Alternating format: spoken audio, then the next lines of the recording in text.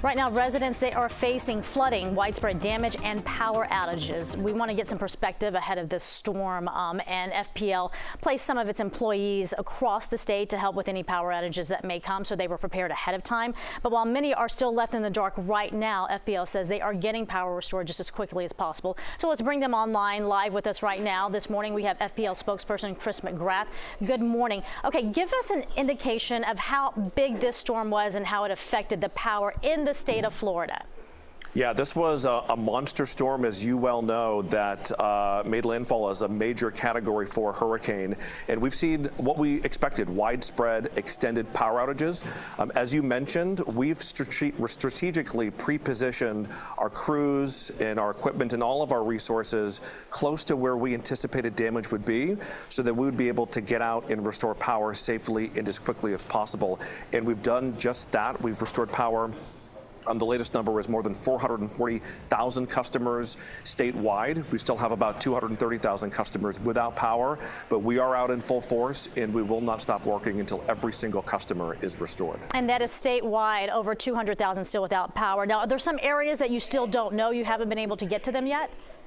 Yeah, so we've experienced, as you know, a lot of the feeder bands that came on shore, including in Miami-Dade and Broward counties. But the west coast of Florida was battered. And then as the storm moved parallel to the west coast of Florida and made landfall in Florida's Big Bend region, FPL serves, I think, west of the city of Jacksonville, all in north central Florida. And so we'll be out working to assess the damage this morning, and we use technology to help do that, to give us a sense of what we're going to be dealing with. So even if areas are inaccessible because of flooding, because of downed trees, we'll fly drones to get a bird's eye view, so we're able to put the right equipment and the right people in the right place to restore power.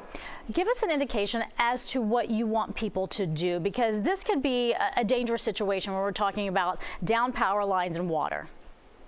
Yeah, safety is our #1 priority at Florida Power and Light, and we urge customers to make it a priority after the storm. You mentioned down power lines. I want to make it very clear.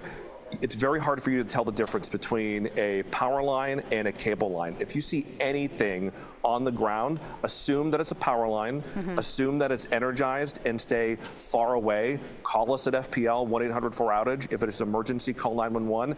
But stay away from flooded areas. Right. You don't know what's in those areas. If you're approaching traffic lights and they're out, treat it as a four-way stop. Be careful.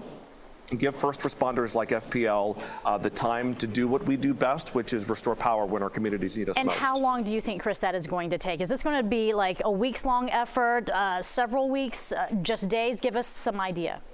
Yeah, so a couple things. So one, we've already restored power, as I mentioned, because we're very aggressive when it comes to getting folks back on. As long as it's safe to be in the field, even in between feeder bands as the storm is on us, we are in the field and we've been in the field. In terms of an exact estimate of time of restoration, we know that's what customers want to know, and we're going to provide that as soon as we can. The big thing for us is making sure that we can put eyes on the damage at first light this morning to make sure we understand exactly what we're dealing with. That's the key. There's a lot of unknown. Chris, thank you so much for your time. I know you're working very hard to get that power restored. We appreciate it. Thank you.